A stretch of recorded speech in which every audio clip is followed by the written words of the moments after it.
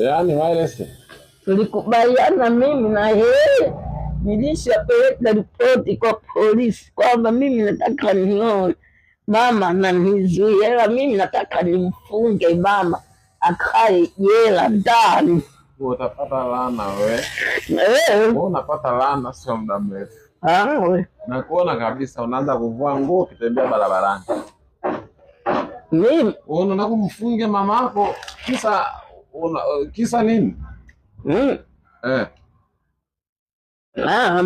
Amenizuilia kwa nataka nimuweke jela.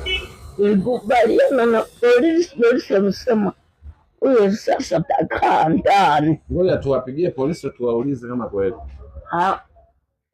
Bado sikumwambia nina nani. Nataka tuwaulize hao polisi ambao walikubaliana na wewe. Bado sikumwambia ndo wewe umesema wewe. Nimekutaarifu kwanza wewe mimi bado mama huyo ndo nimesema mama huyo. Wewe subiri. Nataka ninapoenda ndo nimwambie polisi. Mama huyo ukijenyea usubiri wewe wireless. Mama huyo ukijenyea ndio anayekusafisha na nguo, si ndivyo? Anakuogesha, si ndivyo? Huyo unapomweke jela. Sasa ananikinga. Sasa ananikinga mama. Ngoja nimpigie mama. Mimi nataka nimweke jela. Aniachie. Mama huyo nikimweka jela ndio ataniachia hivi. Hawezi kuniachia bro. Ngoja namweka ndani. Usiwe kwanza mua. Hakuna pingo atakayopiga. Namweka jela tu ajikomaze na njaa. Haya sawa.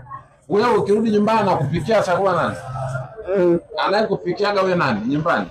Wengi mama Kale ni mama Frida. Wanakukataa pale nyumbani. Ni kwa nani pale? Si kwa mama? Ni kwa mama. Kwa nyinyi kwa mama? Ni kwa sisi.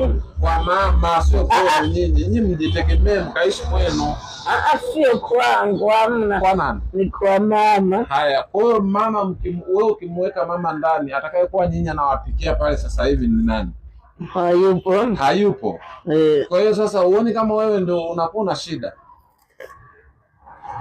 Sasa basi ngoja tumpigie mama kwamba leo chakula wewe sio unakula na usirudi pale nyumbani. Si hivyo kumweka siwezi. Mama ndani. Ngoja nimpigie mama hapa. Kumweka ndani siwezi nikamweka. Lakini zuia mimi ndo nitamweka. Ngoja nimpigie simu. Nimwambie mama wale amesema na kuweka ndani kisa wanawake.